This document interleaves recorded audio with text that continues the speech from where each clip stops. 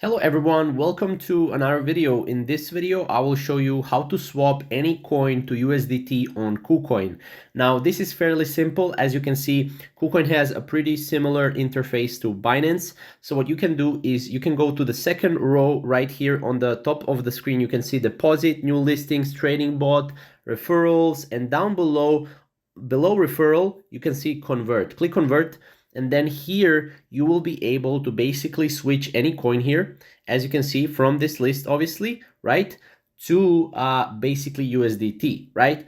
Now, as you can see, you have the coins here. You can also search for the coins here. If you have Ethereum, for example, you can click Ethereum and then click on the Ethereum, and then you will be able to switch to USDT. Now, keep in mind, there are zero fees, with these conversions.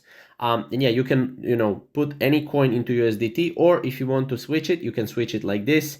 Again, it's really simple. So yeah, that's pretty much how to swap coins to USDT on Kucoin. If you have any additional questions or maybe concerns, comment down below and I'll help you out. But this is basically how to switch any coin to USDT on Kucoin. Thank you guys for watching.